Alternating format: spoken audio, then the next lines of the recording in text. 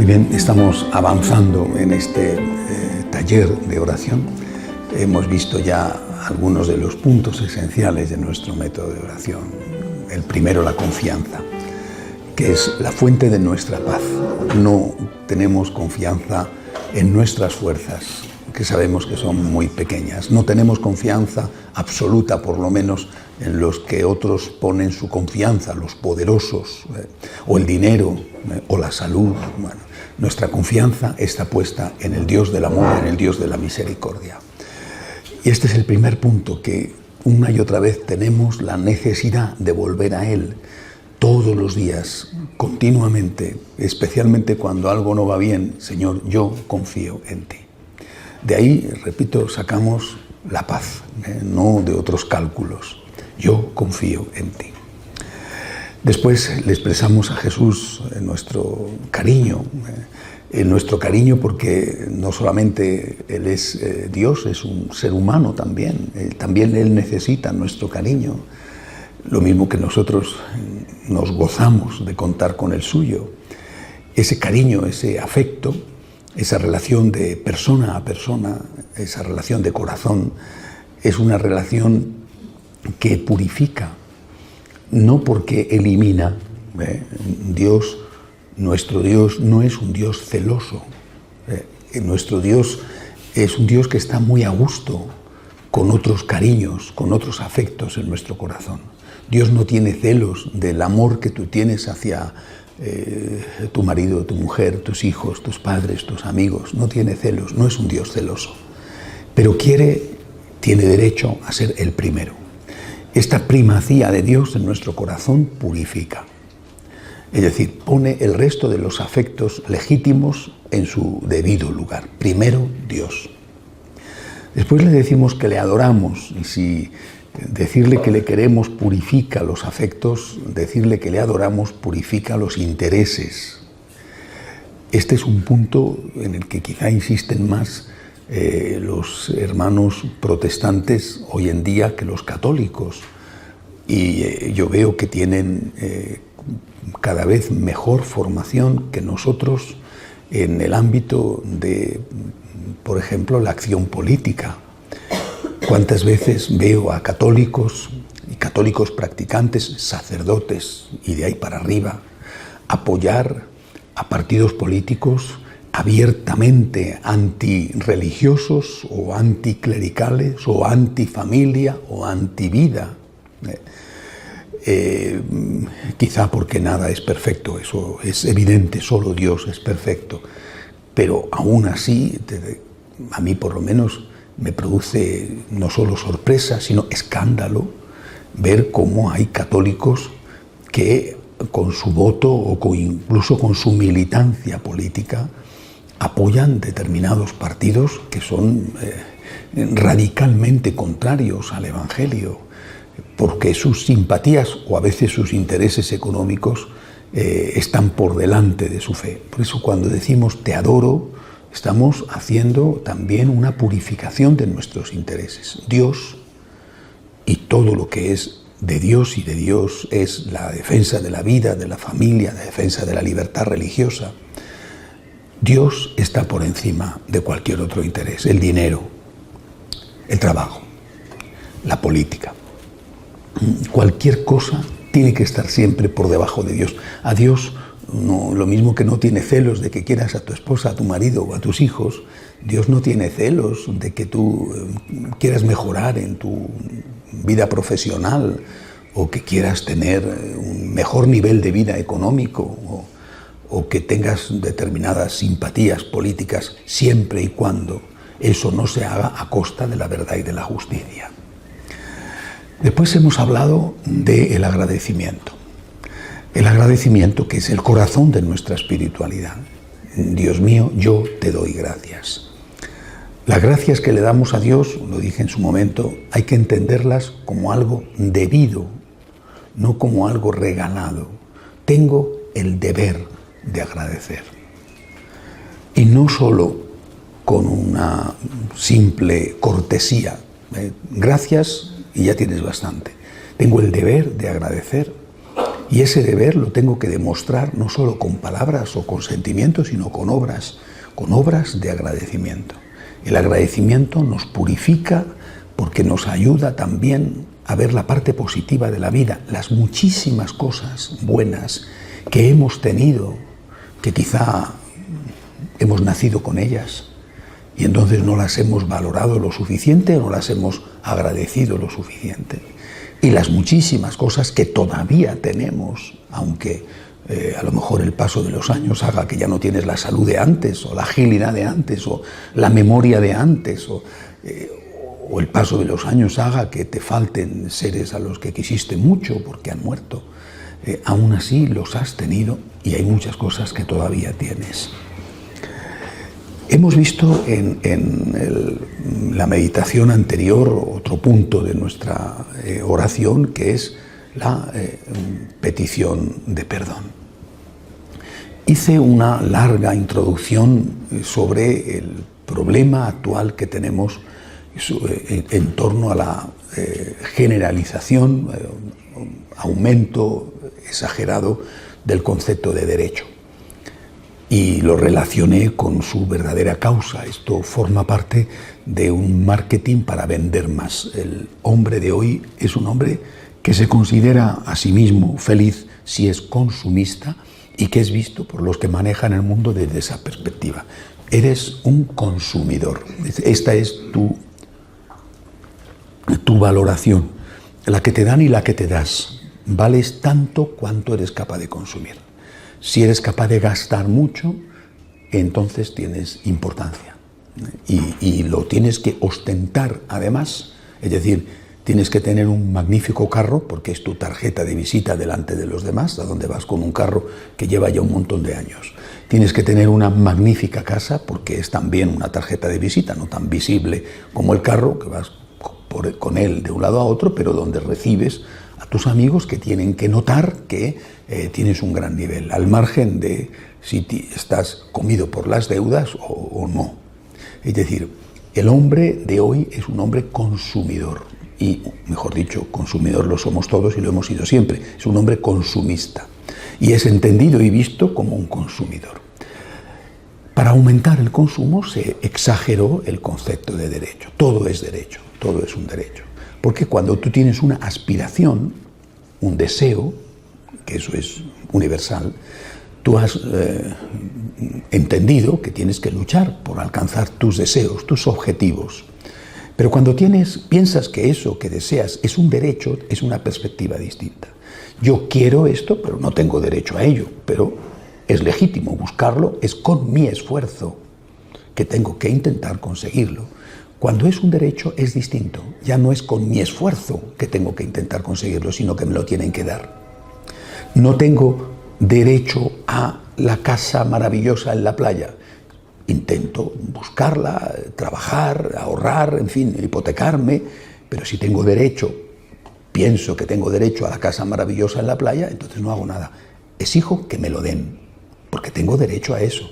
No tengo que trabajar para conseguirlo, exijo que me lo den. Los partidos políticos, como les dije la semana pasada en la meditación sobre este punto, los partidos políticos han ido cayendo en la trampa de la demagogia. Y han ido cayendo a base de, primero, aumentar exageradamente el concepto de derecho, las cosas a las que supuestamente tenemos derecho, y en segundo lugar, para conseguir votos, decirte que te lo van a dar. Te voy a dar y te voy a dar, y si me votas te daré, y si me votas yo no te pediré y te daré a cambio. Todo esto es mentira en todos los sitios. Y además todos los partidos políticos han caído en esta misma trampa demagógica, todos, pero ciertamente unos más que otros. Estamos viviendo las consecuencias a nivel mundial de lo que hoy se llama en política los populismos, que el fondo no es más que esto: te daré todo a cambio de nada. No te subiré los impuestos, pero te daré una sanidad maravillosa, te daré un sistema educativo perfecto, construiré carreteras, pero no te cobraré más, todo será gratis. Es evidente que esto está generando una deuda pública astronómica en los distintos países donde esto se está aplicando, pero la consecuencia, vuelvo a repetir, es que se aumenta enormemente el consumo, que es de lo que se trata. El precio a pagar por esto no solamente es la deuda pública, sino la enorme insatisfacción de las personas. Si tú quieres una casa en la playa y no la tienes, dices, bueno, me gustaría tener una casa en la playa, pero no la tengo. Y tienes una pequeñita insatisfacción que seguramente es muy moderada. Si tú piensas que tienes derecho a tener una casa en la playa y no la tienes, te consideras una víctima, te consideras agraviado, te consideras ofendido. Tu envidia hacia el que sí que la tiene no es la envidia del que quiere algo y no lo tiene, sino la envidia que se siente hacia aquel que ve realizado un derecho que tú también tienes. Yo también tengo derecho a la casa en la playa y este lo tiene y yo no lo tengo. Aumenta la agresividad, aumenta la frustración interior, esa sensación generalizada de victimismo, que es una de las características de nuestra época, con todas las enfermedades psicológicas que llevan consigo. Esto, cuando lo trasladamos a nuestra relación con Dios, hace que de raíz se corte la posibilidad de agradecer. No somos personas capaces de agradecer. Es decir, lo que nosotros tenemos es algo que una profunda insatisfacción, porque nos sentimos maltratados, nos sentimos tratados con injusticia. No es que queremos algo que no tenemos, sino que pensamos que tenemos derecho a algo que no nos dan. Es muy diferente. Genera agresividad hacia las personas que lo tienen y hacia el sistema que no nos da lo que supuestamente tenemos derecho a recibir, y afecta radicalmente a nuestra relación con Dios. Una persona que considera que todo es un derecho para él, inmediatamente está incapacitado para agradecer. Los derechos no se agradecen, ni se deben agradecer. Los favores son los que se agradecen. En la medida en que consideramos que todo es un derecho, o que mucho es un derecho, en esa medida inmediatamente dejamos de agradecer a Dios, por supuesto, pero también a la gente. Nuestra época, que es sin duda a nivel global la época en que mejores condiciones de todo tipo hay a nivel global, aunque habrá amplios sectores que no disfruten de esas condiciones, pero a nivel global es la época en la historia de la humanidad de mejores condiciones, es sin embargo la época de mayor ingratitud, porque no, repito, no consideramos que lo que tenemos lo tenemos como un don, sino que lo que tenemos lo tenemos como un derecho, y que aún es poco comparado con lo que mereceríamos tener. Nos cuesta muchísimo trabajo agradecer, y insisto, a Dios, por supuesto, pero también a la gente que vive con nosotros, a nuestros papás, que son mayores, que han hecho tanto, a la esposa, al marido, a los amigos. Consideramos que todo lo que tenemos y todo lo que nos dan y todo lo que nos da la vida nos lo merecemos, y que si tuviéramos más, aún mereceríamos más. Insisto, es un problema que genera frustración y que genera injusticia. Nuestro planteamiento como católicos, nuestra antropología, nuestra visión del hombre como católicos es radicalmente distinta. Ciertamente que el hombre tiene derechos, pero no son todos los que dicen que son. Sí, en cambio, hay derechos que no reconocen los que mandan en el mundo, la mayoría. Por ejemplo, un derecho que tenemos y que es cada vez menos reconocido es el derecho a la libertad religiosa. Es decir, a expresar, no solamente pensar y sentir, sino expresar públicamente nuestra fe. El derecho a poder reunirnos sin ser perseguidos por ello. Y no solamente reunirnos para orar en el interior de una casa o en un templo, sino en el uso de la calle para una procesión. Los LGTB pueden hacer el Gay Parade sin que pase nada, y ellos pueden insultar a la iglesia y burlarse y mofarse, pero si cada vez más y en más sitios, si sale una procesión a la calle, eso va en contra de la libertad de los demás. Y así muchas cosas. Es decir, vivimos nosotros como católicos cada vez más acosados. Pero nuestro planteamiento y nuestra visión del hombre es la correcta. Y esa visión del hombre nos lleva a ser muchísimo más afortunados, muchísimo más felices, es decir, mucho menos agresivos. La agresividad está en los contrarios. Nos lleva a ser más agradecidos y por eso a disfrutar más de lo que tenemos. Con respecto a la relación con Dios, nos lleva a ser conscientes de que las cosas que tenemos, la mayoría, igual que las personas que nos rodean, la mayoría son dones. Y por lo tanto son cosas y personas que tenemos que agradecer. Un católico, cuando muere un familiar, sufre. Un católico, cuando pierde un ser querido, sufre. Y cuando le toca eso en la vida, se siente interpelado y le vienen dudas. Pero un católico sabe que ese hijo, ese hermano, ese papá, esa mamá, es un don, no es un derecho. Y por lo tanto, en medio de su sufrimiento, le da gracias a Dios. Gracias porque lo tuve. Un católico, cuando le anuncian una enfermedad, sufre. Y busca la curación, busca ir al médico y seguir la terapia. Pero le da gracias a Dios, no solo porque tuvo salud, sino porque ahora puede ofrecer su enfermedad a Dios para el bien de otros, empezando por el bien de su familia, como hizo Cristo en la cruz.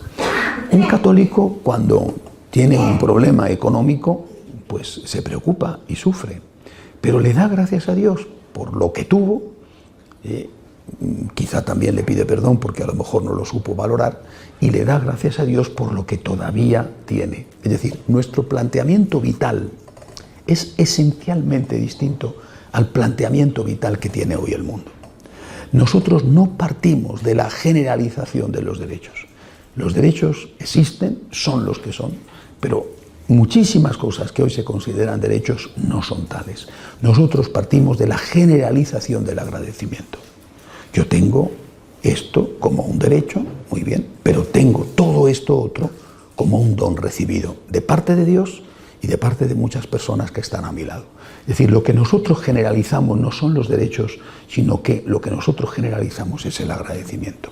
Gracias a Dios, en primer lugar, y gracias a tantas personas que han hecho tanto para que yo pueda estar donde estoy. Y sin esas personas yo no estaría aquí, ni siquiera seguramente podría haber empezado a vivir o continuado viviendo.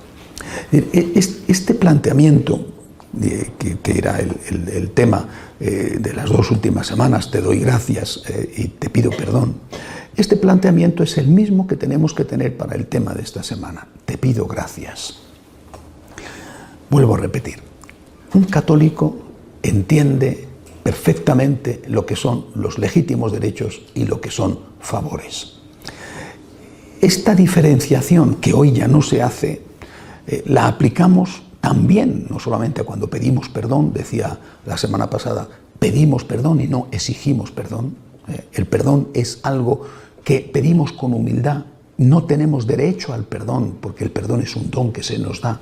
Por eso dije la semana pasada, cuando pedimos perdón, aceptamos que el que da el perdón, el que nos hace el favor de su misericordia, él sí tiene derecho a poner condiciones. Y aceptamos esas condiciones, aunque nos cueste cumplirlas. Las condiciones que el Dios de la misericordia pone para regalarnos su perdón son que estemos arrepentidos y que tengamos propósito de enmienda.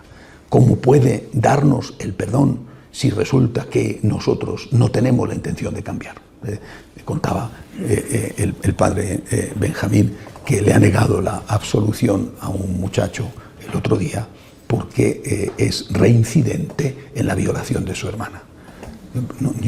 Ya ves que ya van varias veces que violas a tu hermana. Es que esto no puede convertirse en una costumbre. Violas o tienes relaciones, parece que consentidas con su hermana y después vas a confesarte. Una vez has caído, 2 veces has caído, no te das cuenta de que estás en un precipicio. Es decir, yo no puedo convertirme en un cómplice tuyo, quitándote un cargo de conciencia para que mañana vuelvas a tener relaciones con tu hermana menor de edad. Es que yo no puedo hacer esto. Es decir, el hecho de que nosotros entendamos el perdón como un don y no como un derecho es esencial, forma parte del paquete. Forma parte del conjunto y que, insisto, es importantísimo aclarar las cosas. Yo no tengo derecho al perdón, que hoy es lo que hoy nos están contando, incluso desde dentro de la Iglesia. No tengo derecho al perdón. El perdón es un don que yo humildemente solicito y que el Señor, por su divina misericordia, me concede. No tengo derecho al perdón. Y por eso, como es un don, el que da el don, que es Dios, Él sí tiene derecho a ponerme condiciones. ¿Cuáles son esas condiciones? Oiga, que esté usted arrepentido y que tenga un propósito eficaz, serio, honesto de enmienda. Si no, esto es un abuso.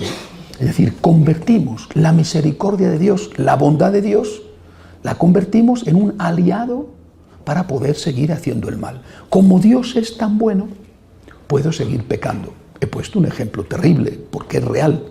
Es con lo que, por desgracia, los sacerdotes nos encontramos una y otra vez.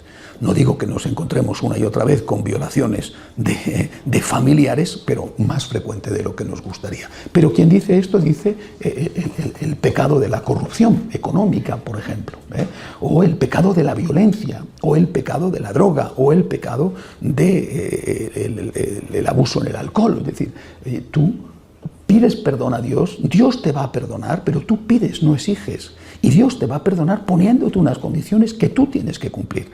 Sin esto, que es esencial en nuestra antropología, en nuestra forma de ver al hombre, sin esto, hasta lo más sagrado, maravilloso que existe, que es la misericordia de Dios, se convierte en un motivo para abusar de Dios y para hacernos daño a nosotros mismos y hacer daño a la víctima. Es decir, yo he ido, tengo remordimiento de conciencia, me he confesado y dentro de 2, 3 días, 1 día, 5 días, vuelvo a tener relaciones con mi hermana menor de edad.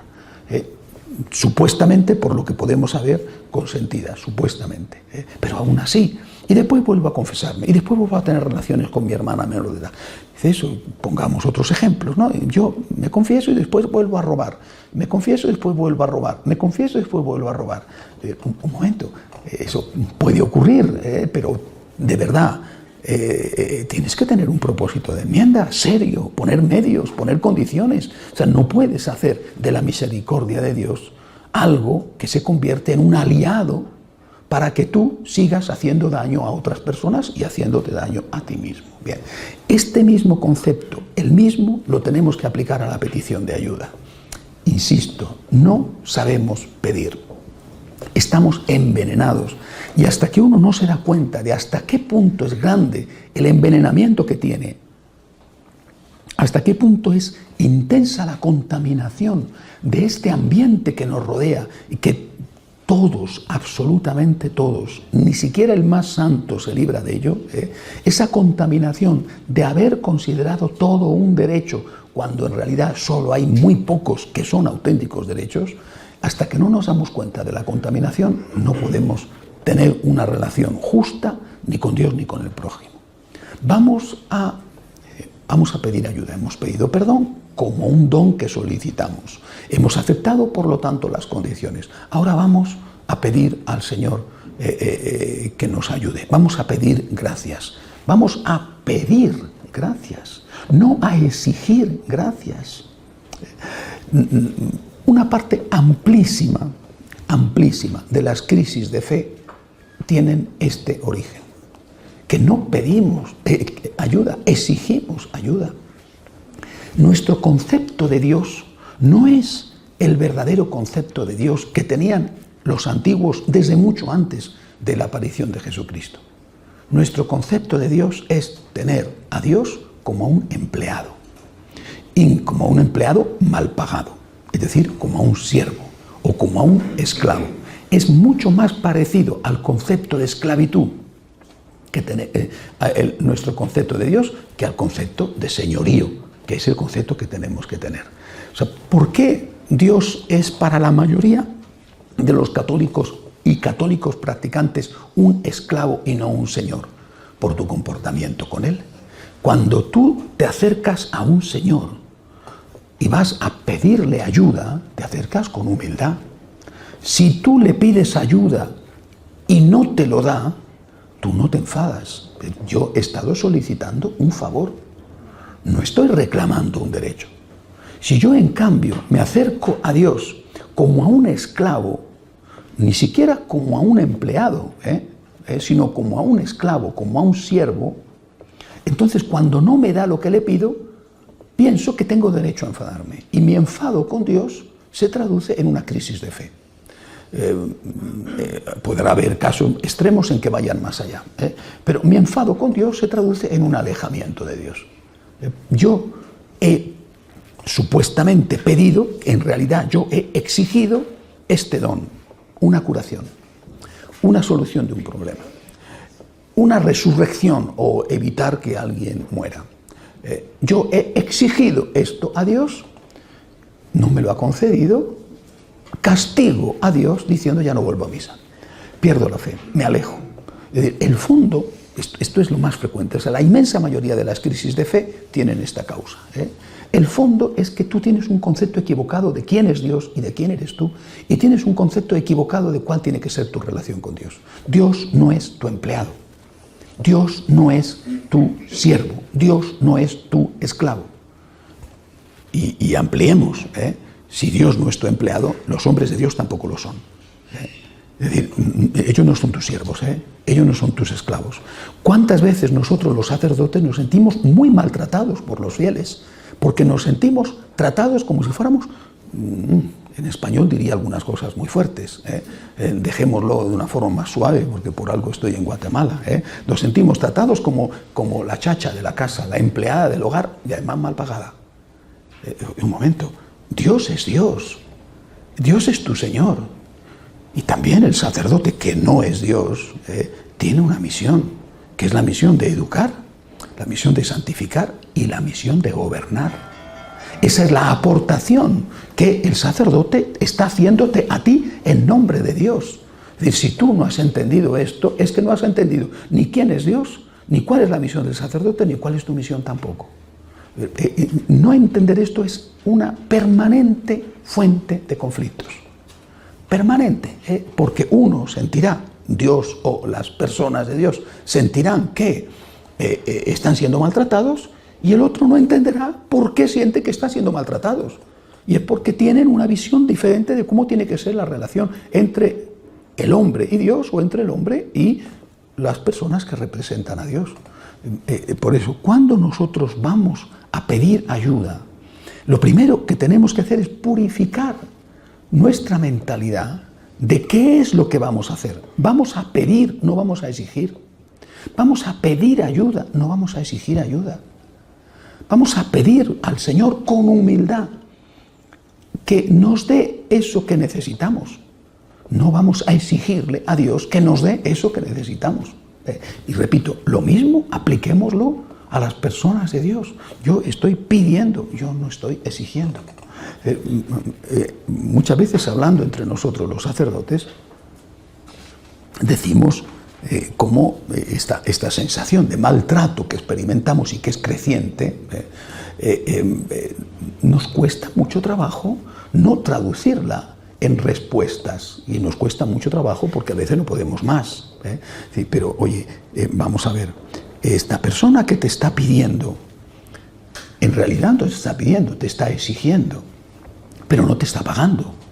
Por ejemplo, hablábamos el otro día, cuando una persona viene a pedir la confesión, o cuando una persona viene a encargar una misa, o cuando una persona viene a la parroquia a solicitar el tipo de servicio que sea, piensa que te da lo que sea, una tarifa, si es que hay, por la Santa Misa que te encarga, o piensa que te da lo que sea por el bautismo o por el matrimonio, te da una cosa. Pero cuando esa persona va al médico, va al psicólogo, o va simplemente a comprar fruta, no piensa que está dando una limosna al psicólogo, no piensa que está dando una limosna al médico, o no piensa que está dando una limosna al abogado al cual le solicita unos servicios, o no piensa que está dando una limosna al frutero al cual le está comprando limones. Piensa que está pagando un servicio a cambio de algo que está recibiendo.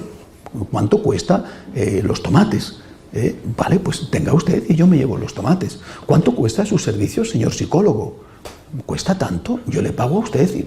Y le trata al frutero, o le trata al psicólogo, o le trata al abogado con respeto. Yo estoy solicitando un servicio de mi abogado para que me defienda y al contrario tengo reverencia, respeto hacia él. Voy al médico y tengo reverencia y respeto hacia el médico.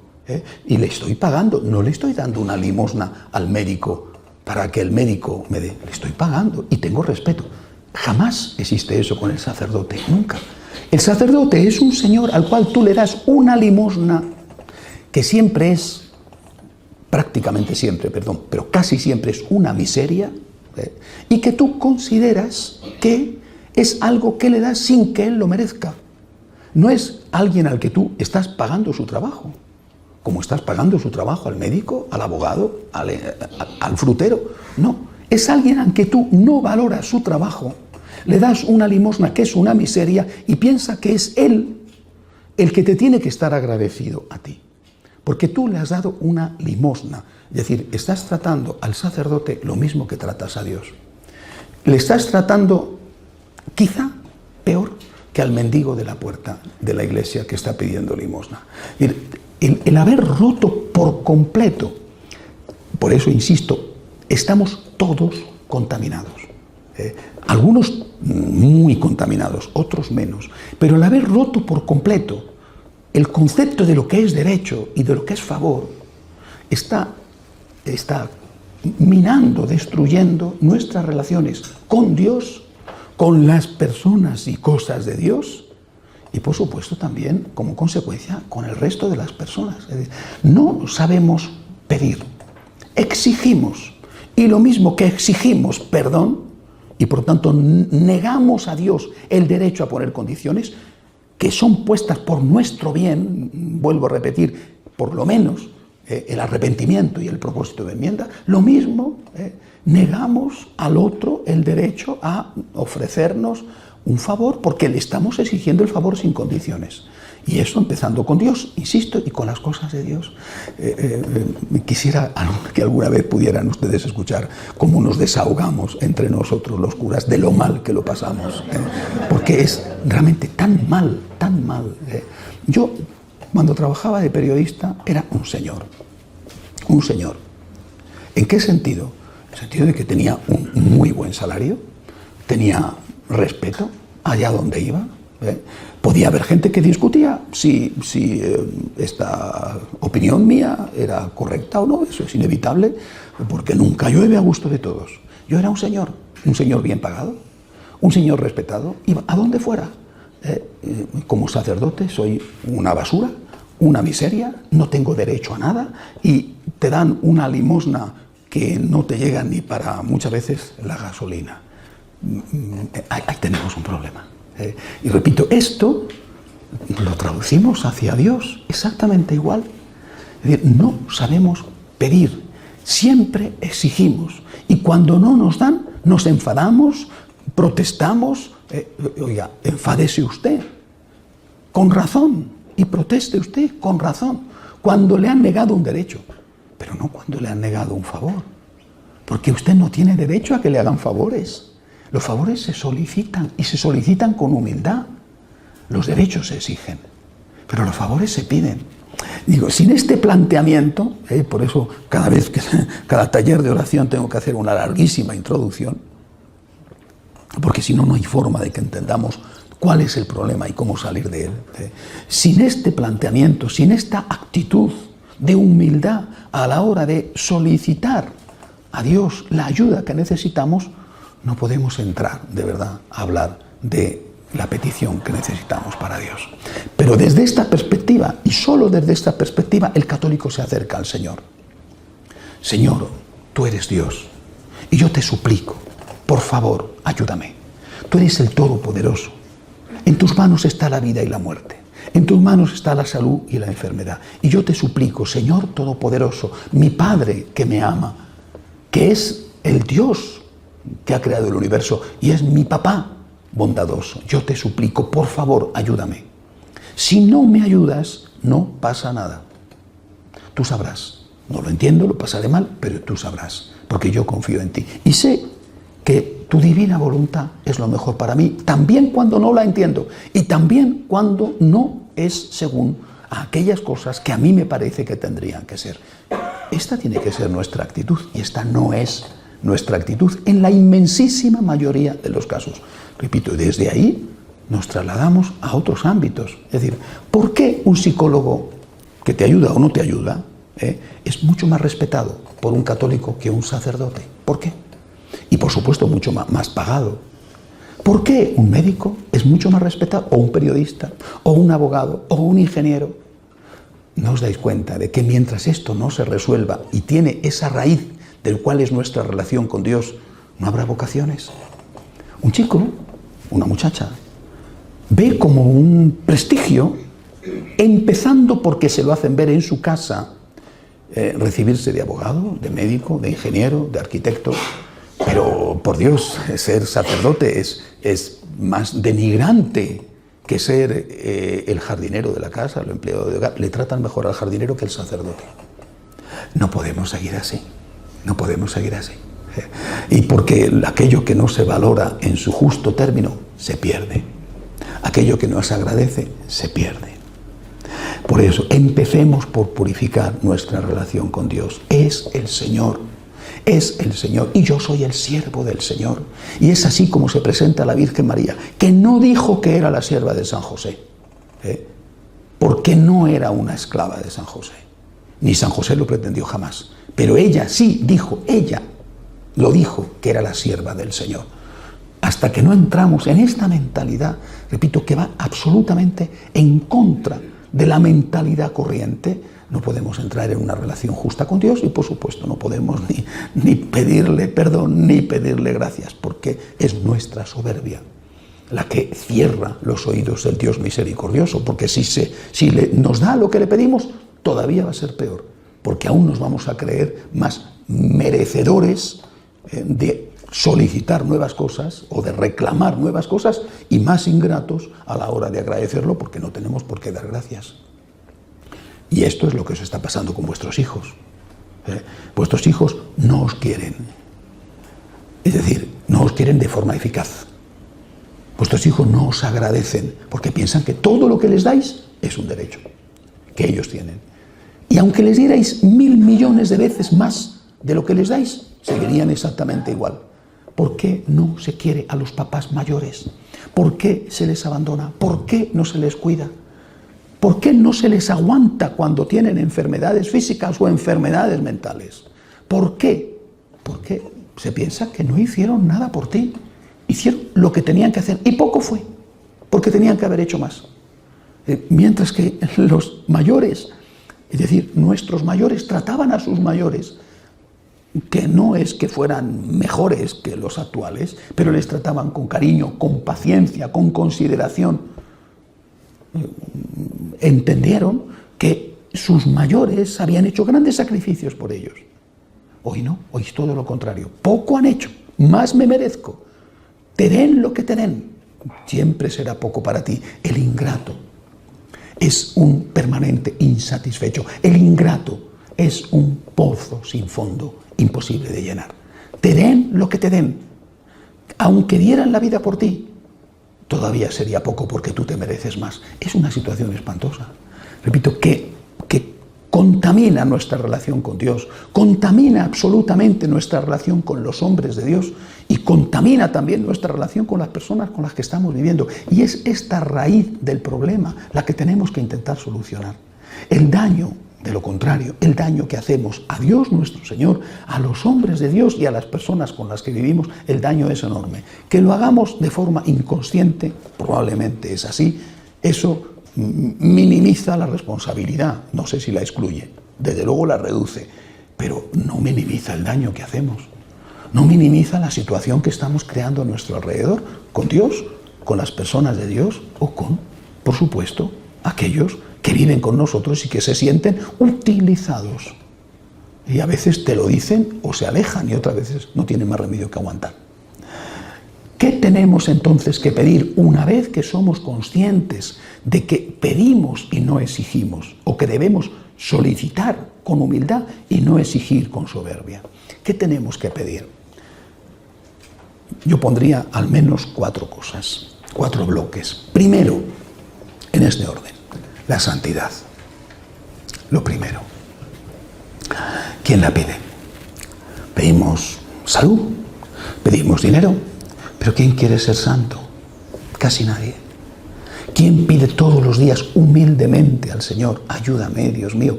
Ya hemos pedido perdón. Ya sabemos de qué tenemos que pedir perdón. Ya sabemos qué piedra tenemos en el zapato. Ahora, ¿quién pide el don de la santidad? Señor, ayúdame a no cometer este pecado. Ayúdame a no cometer el pecado de omisión en esto y en esto que lo estoy cometiendo. Ayúdame, Señor, a controlar mi carácter en este punto, en este punto. Los 3 bloques que os dije la vez anterior sobre los cuales teníamos que hacer el examen de conciencia. El mal cometido, el bien que hemos dejado de hacer y los pecados del carácter. ¿Quién tiene este objetivo en su vida? Y después, ¿por qué? ¿Por qué? ¿Por qué quieres ser santo? ¿Por soberbia? ¿Porque no te gusta pedir perdón? ¿Porque no te gusta tener defectos? ¿O para hacerle un regalo agradable a Dios? Señor, yo quiero ser santo por ti, porque yo no quiero ofenderte. Es decir, dicho de otra manera, cuando nos duele un pecado, ¿por qué nos duele? Hay 2 tipos de arrepentimiento. El dolor de corazón, lo que se llama contrición, y el dolor por el pecado cometido, pero no por el daño causado a Dios o al prójimo, y por las penas del infierno, lo que se llama la atricción. ¿Por qué nos duele? ¿O por qué queremos ser santos? ¿Por soberbia? ¿O porque, de verdad, qué pena el daño que he hecho al Señor al hacer este pecado? Qué pena el daño que he hecho a esta persona, el daño que he hecho a mi esposa, a mi esposo, a mi amigo. Qué pena, de verdad, me duele el daño cometido por lo que el otro está sufriendo.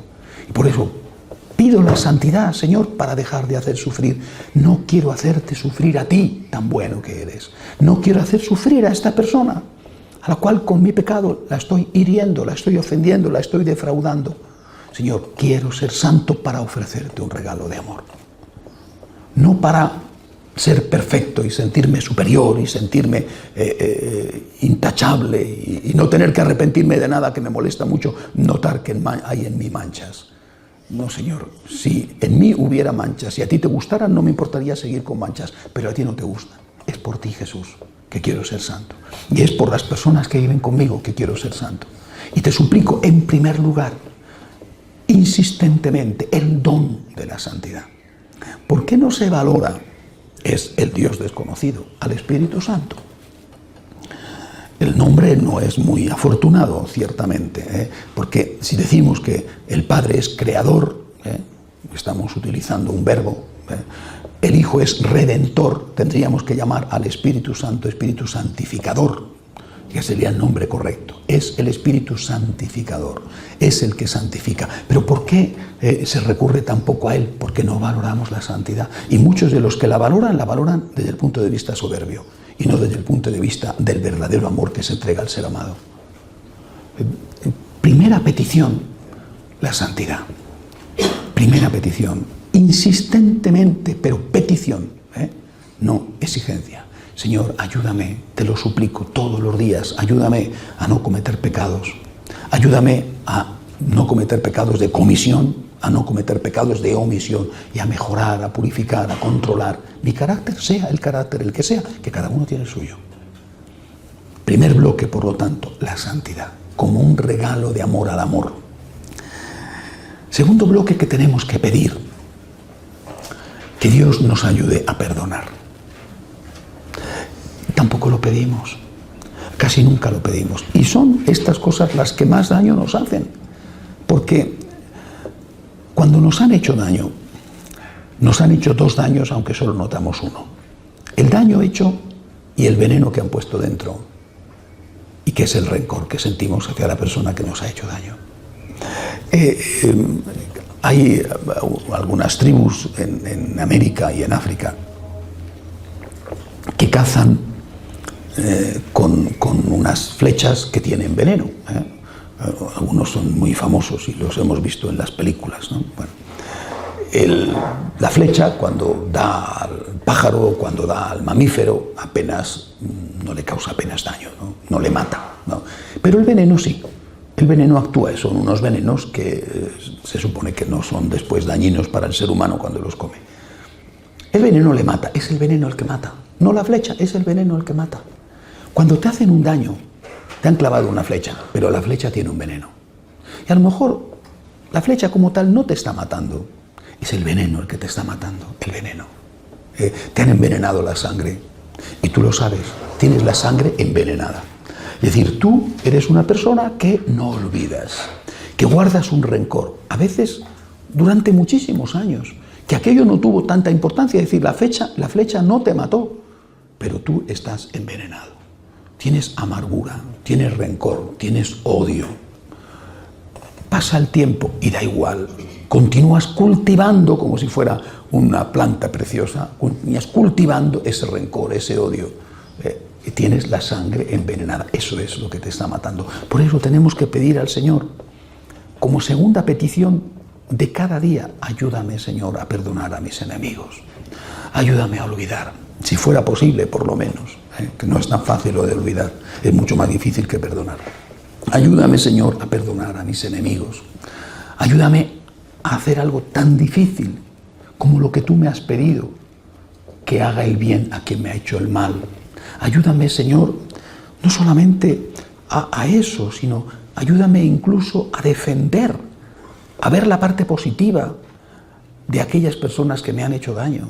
Ayúdame, Señor, no solamente a defender o a hacer el bien, sino a comprender qué podía haber detrás de su maldad, cuáles eran las circunstancias que le llevaron a eso. Es decir, ayúdame, en definitiva, a llegar a ese extremo, que es amar a mis enemigos. El extremo al cual Jesús llegó. Porque si no hubiera amado a sus enemigos, que somos nosotros, no hubiera muerto en la cruz. Por tanto, segundo bloque de peticiones, la petición de que Dios nos ayude a perdonar, llegando hasta el extremo que Él llegó de amar a los que le hacían daño, que es lo que ha hecho por nosotros. Tercer bloque de peticiones. Ya hemos dicho la petición de la santidad, hemos dicho la petición al Señor de que nos dé la fuerza de perdonar. Bueno, tercer bloque de peticiones. Otro tipo de peticiones espirituales. La santidad es lo principal, pero junto a esta santidad hay otras cosas que podemos pedir de tipo espiritual, no solo por nosotros, sino también por los nuestros. Hemos pedido la santidad, ahora tenemos que pedir los dones espirituales para los nuestros. Quizá ahí pedimos algo más, pero lo pedimos en la medida en que nos perjudica que los demás no sean santos. Y tenemos que pedir la santidad para ellos al margen de nuestros intereses, por ejemplo. ¿Quién pide para sus hijos la vocación religiosa o sacerdotal? Prácticamente nadie. Muchas veces me he encontrado con personas que dicen, ay, a mí me hubiera gustado que mi hijo hubiera sido cura, y es posible que sean sinceros, es posible, hasta creo en esa posibilidad, no siempre, pero a veces. Dice, bueno, es posible que esta persona sea sincera, ¿de acuerdo? Sí, muy bien, pero ¿lo pediste entonces? ¿O lo pides ahora que ves que tu hijo está divorciado, o ves que tu hijo está en la droga, o ves que tu hijo está en un mal camino? Es decir, desde que nace el niño, tú estás pidiendo para tu hijo, para tu hija, el don de la santidad, el don de la consagración. Porque lo más frecuente es que cuando un muchacho, rarísimamente, es decir, que muy pocas veces sucede, pero bueno, sucede todavía alguna vez, cada vez menos, le dice a su mamá o a su papá, quiero ser sacerdote, o quiero ser religioso, quiero ser monja, esto es un desastre, esto es un escándalo, esto es una desgracia. ¿Por qué? ¿Por qué? ¿Por qué es una desgracia que para una familia católica practicante que su hijo, su hija se consagre a Dios? ¿Por qué? Porque tienen un concepto del sacerdote o de la monja, repito, como he dicho antes, de que eres el esclavo. Claro, qué desgracia que mi hijo quiera ser esclavo, pero si mi hijo quiere ser médico, estupendo.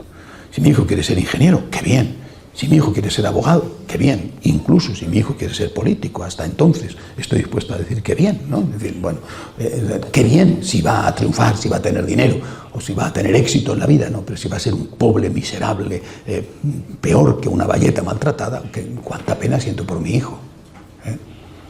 No importa si va a ser feliz o no va a ser feliz. No importa si va a ser agradable a Dios y va a ser útil a los demás. No va a ser rico, no va a estar bien considerado, pobrecito. Claro. Si no pedimos la vocación para nuestros hijos desde el principio. Después Dios se la dará y ellos la recibirán, eso es otra cuestión. Pero tú tienes que pedirlo. Pidamos, por lo tanto, para nosotros y para los nuestros, también todas esas cosas espirituales, y pidámosla ya, empezando por la generosidad, que sea capaz de ser generoso, que sea capaz de ser servicial, que sea capaz de ser misericordioso, que sea capaz de ser humilde, que sea capaz de ser comprensivo, paciente, capaz de perdonar. Pidamos los dones espirituales. Para nosotros hemos empezado con la santidad, también para los nuestros.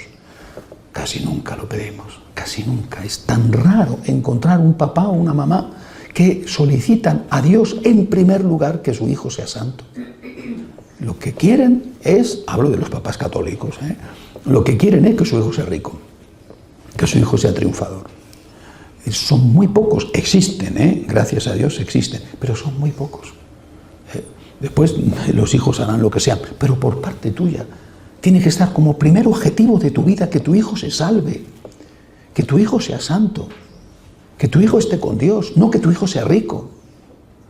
La preocupación de la inmensa mayoría de los padres hoy es que sus hijos hablen inglés. No sé cuál será la preocupación de los padres de habla inglesa, que me imagino que no pedirán que su hijo hable inglés porque ya lo habla. No sé qué pedirán. Hay una diferencia esencial entre los que ya hablan inglés por nacimiento y el resto. Porque para el resto la primera preocupación es que su hijo hable bien inglés. Después todo lo demás vendrá por añadidura. Si hablas inglés, serás rico, famoso, tal. Pero si no hablas inglés, eres un paria miserable que no tienes futuro en la vida. Si dedicaras tanto esfuerzo y tanto dinero como estás poniendo para que tu hijo hable inglés, llevando a un colegio bilingüe o trilingüe o cuatrilingüe, parecen los niños, cuando hablan eso me imagino a una serpiente que tiene la lengua bífida o algún específico que la tenga en tres, ¿verdad? Si pusieras tanto esfuerzo en que tu hijo fuera a la catequesis, en que tu hijo fuera a un retiro, en que tu hijo estuviera bien preparado para recibir todos los sacramentos, en que tu hijo, aunque tuvieras que hacer un esfuerzo, fuera contigo a una misa donde el sacerdote no es insoportable, sino que al menos es medianamente tolerable, aunque tuvieras que coger el carro y marcharte a otro sitio de la ciudad, no, pero para que hable inglés, los esfuerzos que sean, pero para que sea santo, para eso no importa. Sé que esto no os afecta a los que estáis aquí, confío, por lo menos, pero esto es lo que sucede a la inmensa mayoría. Para la inmensa mayoría, lo importante es si en el colegio donde van a mandar a sus hijos, cueste lo que cueste, en ese colegio le van a dar una buena enseñanza en inglés.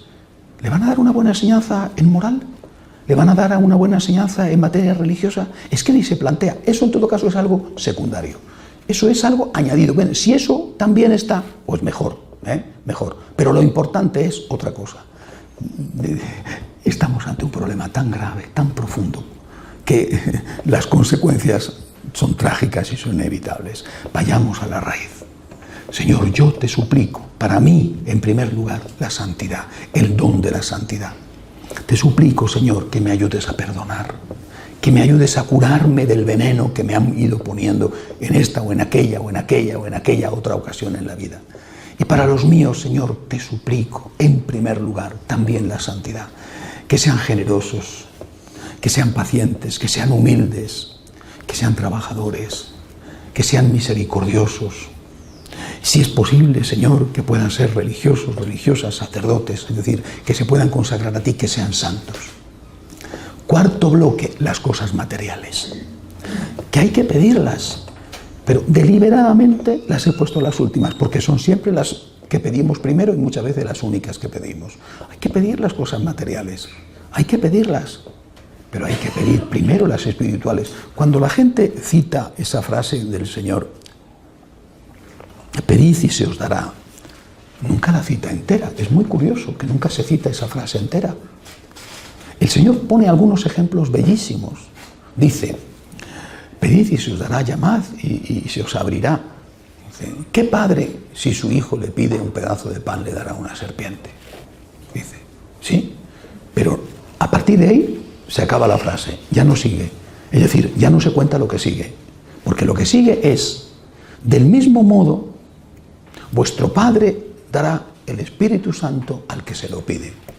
Es decir, ha puesto el ejemplo del pan. ¿Qué padre que si su hijo le pide un pedazo de pan le dará una serpiente? Ha puesto el ejemplo del pan. pero ha puesto el ejemplo para ir a la santidad.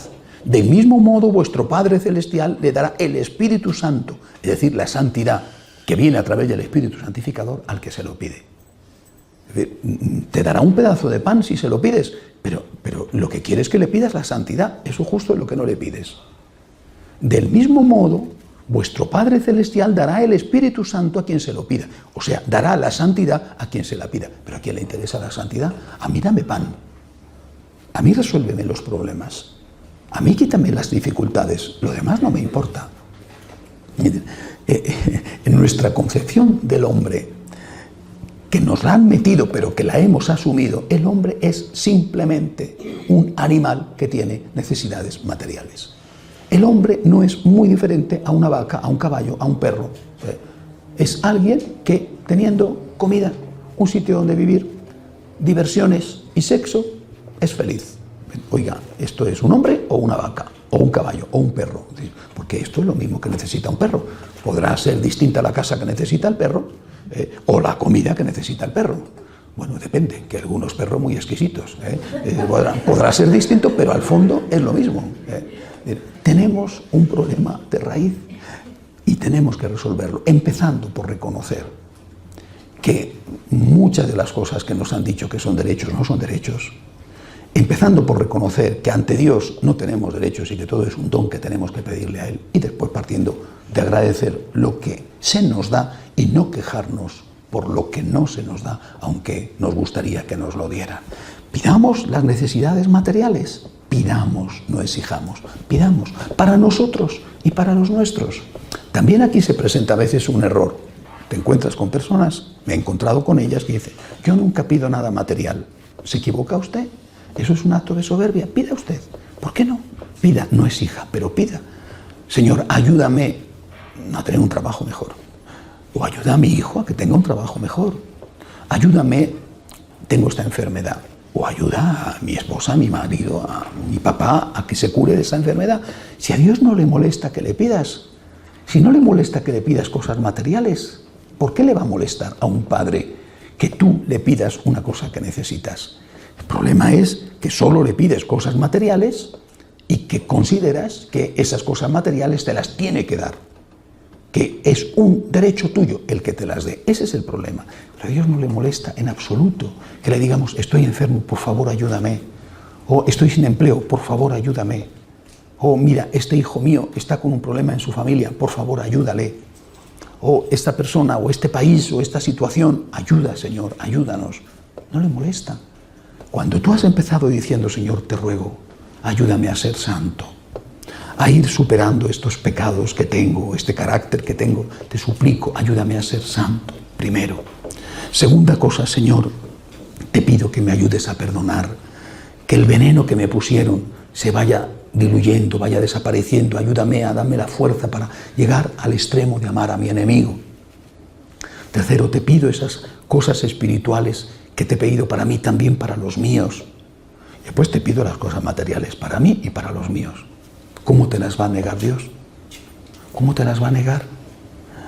Y si te las niega, tú estás tan seguro de que es porque no te conviene, porque estás tan convencido de su amor que no te enfadas.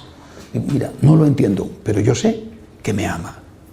Y sé que si eso no me lo da, eso también forma parte del amor divino.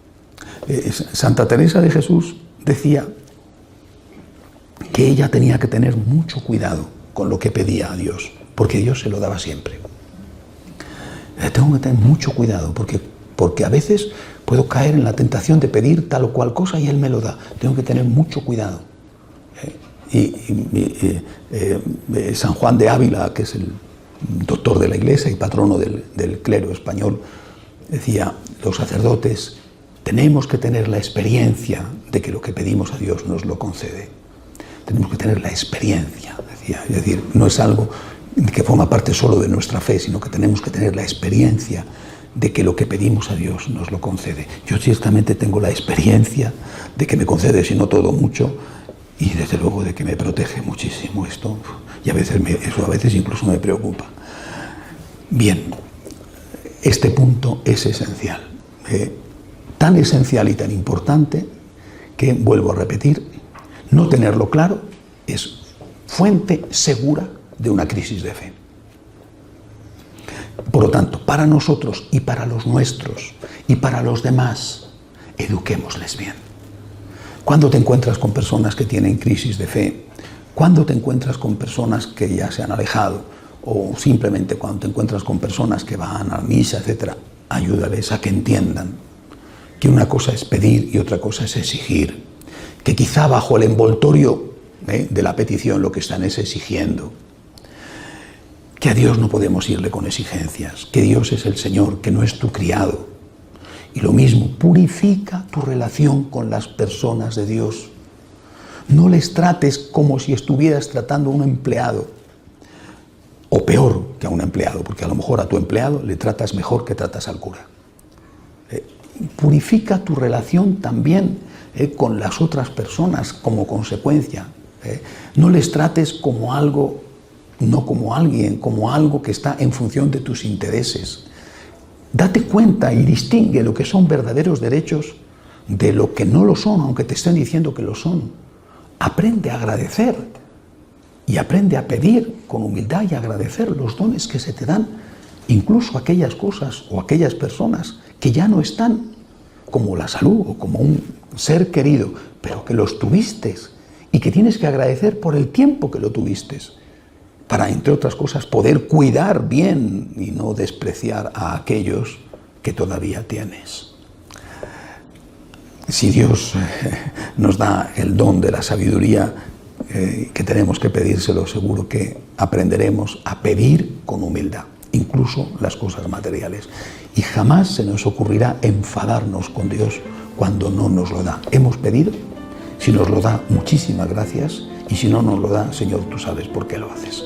Hacemos un momento de oración en silencio.